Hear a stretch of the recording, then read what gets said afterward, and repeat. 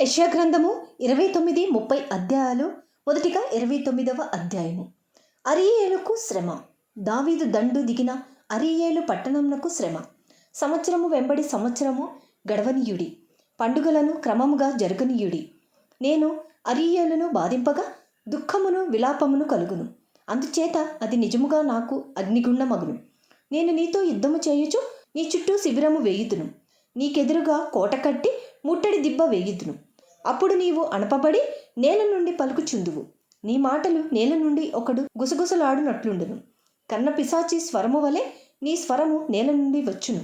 నీ పలుకు ధూళిలో నుండి గుసగుసలుగా వినబడును. నీ శత్రువుల సమూహము లెక్కకు ఇసుక రేణువులంత విస్తారముగా నుండును. బాధించు వారి సమూహము ఎగిరిపోవు పొట్టువలె నుండును. హఠాత్తుగా ఒక్క నిమిషములోనే ఇది సంభవించును.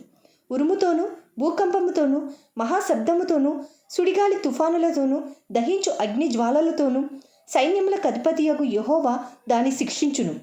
అరీయేలుతో యుద్ధము చేయు సమస్త జనుల సమూహమును దాని మీదను దాని కోట మీదను యుద్ధము చేయువారును దాని బాధపరచు వారందరూ రాత్రి కన్నా స్వప్నము వలె ఉందురు. ఆకిలి గొన్నవాడు కలలో భోజనము చేసి మేల్కొనగా వాని ప్రాణము తృప్తి పడకపోయినట్లును, దప్పిగొనినవాడు కలలో పానము చేసి మేల్కొనగా సొమ్మసిల్లిన వాని ప్రాణము ఇంకను ఆశగొని ఉన్నట్లును సీయోను కొండ మీద యుద్ధము చేయు జనముల సమూహం అంతటికీ సంభవించును. జనులారా, తేరి చూడుడి, విస్మయమొందుడి, మీ కండ్లను చెడగొట్టుకొనుడి. గ్రుడ్డివారగుడి, ద్రాక్షరసము లేకయే వారు మత్తులై ఉన్నారు, మద్యపానము చేయకయే తూలుచున్నారు. యెహోవా మీ మీద గాఢ నిద్రాత్మను కుమ్మరించి ఉన్నాడు. మీకు నేత్రములుగా ఉన్న ప్రవక్తలను చెడగొట్టి ఉన్నాడు.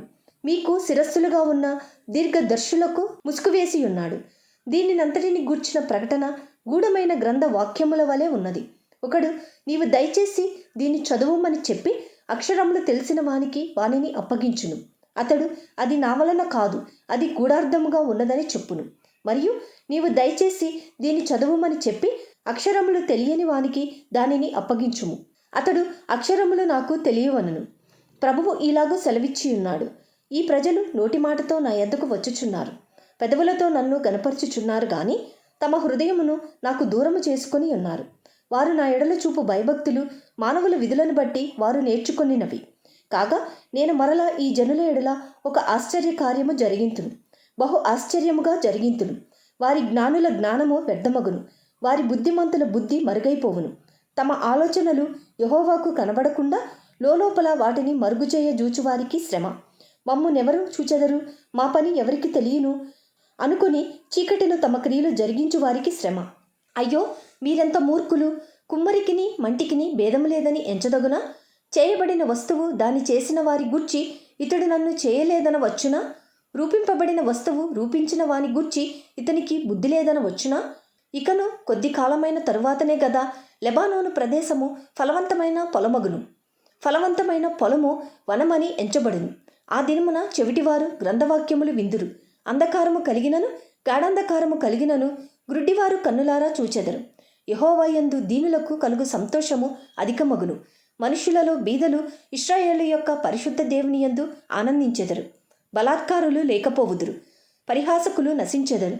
కీడు చేయ యత్నించుచు ఒక్క వ్యాజ్యమును బట్టి ఇతరులను పాపులనుగా చేయుచు గుమ్మములో తమ్మును గద్దించు వానిని పట్టుకొనవలెనని ఉరినొడ్డుచు మాయమాటల చేత నీతిమంతుని పడద్రోయివారు నరకబడుదురు. అందుచేతను అబ్రహామును విమోచించిన యెహోవా యాకోబు కుటుంబమును గూర్చి ఇలాగూ సెలవిచ్చుచున్నాడు. ఇక మీదట యాకోబు సిగ్గుపడడు, ఇక మీదట అతని ముఖము తెల్లబారదు. అతని సంతానపు వారు తమ మధ్య నేను చేయు కార్యమును చూచినప్పుడు నా నామమును పరిశుద్ధపరచుదురు. యాకోబు పరిశుద్ధ దేవుని పరిశుద్ధపరచుదురు. ఇశ్రాయేలు దేవునికి భయపడుదురు. చంచల బుద్ధిగలవారు వివేకులగుదురు, సణుగువారు ఉపదేశమునకు లోబడుదురు. యెషయా గ్రంథము 30వ అధ్యాయము. యెహోవా వాక్కు ఇదే: లోబడని పిల్లలకు శ్రమ. పాపమునకు పాపము కూర్చుకొనున్నట్లుగా వారు నన్ను అడగక ఆలోచన చేయుదురు. నా ఆత్మ నియమింపని సంధి చేసుకొందురు. వారు నా నోటి మాట విచారణ చేయక ఫరో బలము చేత తమ్మును తాము బలపరుచుకొనుటకు ఐగుప్తు నీడను శరణుజొచ్చుటకు ఐగుప్తునకు ప్రయాణము చేయుదురు. ఫరో వలన కలుగు బలము మీకు అవమానకరమగును. ఐగుప్తు నీడను శరణుజొచ్చుట వలన సిగ్గు కలుగును.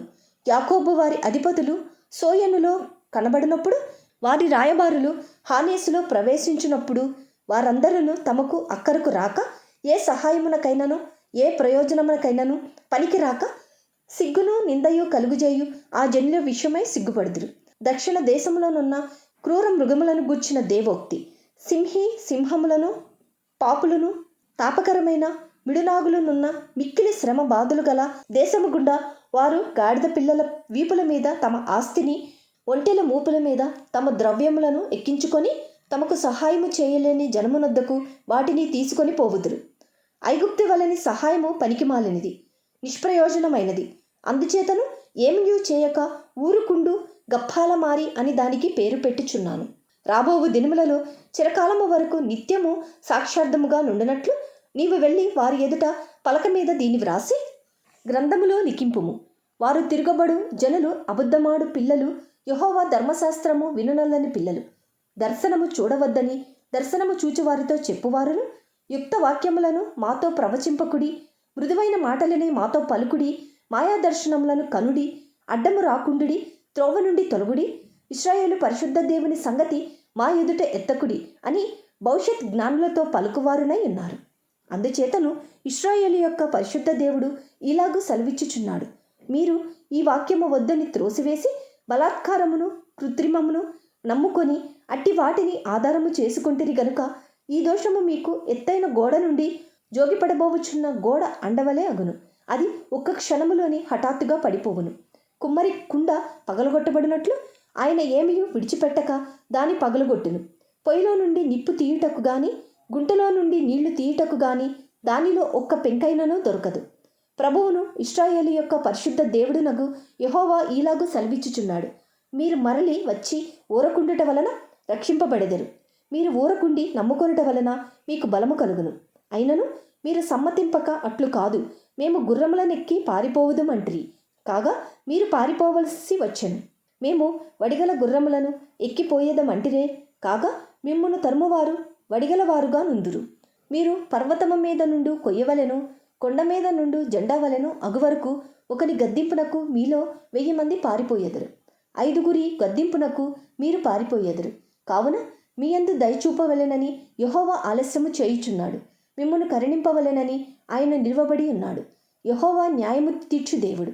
ఆయన నిమిత్తము కనిపెట్టుకొని వారందరూ ధన్యులు. సియోనులో యెరూషలేములోనే ఒక జనము కాపురముండును. జనమా, నీవిక నేమాత్రము కన్నీళ్లు విడువవు. ఆయన నీ మొర్ర విని నిశ్చయముగా నిన్ను కరుణించును. ఆయన నీ మాట వినగానే నీకు ఉత్తరమిచ్చును. ప్రభువు నీకు క్లేశాన్న పానములనిచ్చును. ఇక మీదట నీ బోధకులు దాగియుండరు. నీవు కన్నులారా నీ బోధలను చూచెదవు. మీరు కుడితట్టైనను ఎడమతట్టైనను తిరిగినను ఇదే త్రోవ, దీనిలో నడువుడి అని నీ వెనుక నుండి ఒక శబ్దము నీ చెవులకు వినబడును. చెక్కబడిన మీ వెండి ప్రతిమల కప్పును, పోతపోసిన మీ బంగారు విగ్రహముల బట్టలను మీరు అపవిత్రపరుతురు. హేయములని వాటిని పారవేయుదురు. లేచి పొమ్మని దానితో చెప్పుదురు. నీవు నీ భూమిలో విత్తుటకు నీ గింజలకు కావలసిన వాన ఆయన కురిపించును. భూమి రాబడి అయిన ఆహార ద్రవ్యమిచ్చును. అది విస్తార సారరసములు గలదై ఉండును. ఆ దినమున నీ పశువులు విశాలమైన గడ్డి బిళ్లలో మేయును. భూమి సేద్యము చేయు ఎడ్లను లేత గాడిదలను చేటతోనూ జల్లెడతోనూ చెరిగి జల్లించి ఉప్పుతో కలిసిన మేత తిన్నును. గోపురములు పడు మహా హత్య దినమున ఉన్నతమైన ప్రతి పర్వతము మీదను ఎత్తైన ప్రతి కొండ మీదను వాగులును నదులును పారును. యెహోవా తన జనుల గాయము కట్టి వారి దెబ్బను బాగుచేయి దినమున చంద్రుని వెన్నెల సూర్యుని ప్రకాశము వలె ఉండును. సూర్యుని ప్రకాశము 7 దినముల వెలుగు ఒక దినమున ప్రకాశించున్నట్లుండును. ఇదిగో, కోపముతో మండుచు దట్టముగా లేచు పొగతో కూడినదై యెహోవా నామము దూరము నుండి వచ్చుచున్నది. ఆయన పెదవులు ఉగ్రతతో నిండియున్నవి. ఆయన నాలుక దహించు అగ్ని జ్వాల వలె ఉన్నది. ఆయన ఊపిరి కుతికెల లోతు వచ్చు ప్రవాహమైన నది వలె ఉన్నది. వ్యర్థమైన వాటిని చెదరగొట్టు జల్లెడితో అది జనములను గాలించును. త్రోవ తప్పించు కళ్ళెము జనుల దవడలలో ఉండును. రాత్రియందు పండుగ ఆచరించినట్లుగా మీరు సంగీతము పాడుదురు. ఇశ్రాయేలునకు ఆశ్రయ దుర్గమైన యెహోవా యొక్క పర్వతమునకు పిల్లని గ్రోవి నాదముతో ప్రయాణము చేయువారికి కలుగునట్టి హృదయ సంతోషము కలుగును. యెహోవా తన ప్రభావం గల స్వరమును వినిపించును. ప్రచండమైన కోపముతోనూ దహించు జ్వాలతోనూ పెళపెళయను గాలివాన వడగండ్లతోనూ తన బాహువు వాలుట జనులకు చూపించును. యెహోవా దండముతో అష్షూరును కొట్టగా అది ఆయన స్వరము విని భీతి నొందును. యెహోవా అష్షూరు మీద పడివేయు నియామక దండముల వలని ప్రతి దెబ్బ తంబుర సితారాల నాదముతో పడును. ఆయన తన బాహువును వాని మీద ఆడించుచు యుద్ధము చేయును. పూర్వము నుండి తోపేతు సిద్ధపరచబడి ఉన్నది. అది మెలకు దేవతకు సిద్ధపరచబడి ఉన్నది. లోతుగాను విశాలముగాను ఆయన దాని వేసి ఉన్నాడు. అది అగ్నియు విస్తార కాష్టములను కలిగి ఉన్నది. గంధక ప్రవాహము వలె యెహోవా ఊపిరి దాని రగులబెట్టును.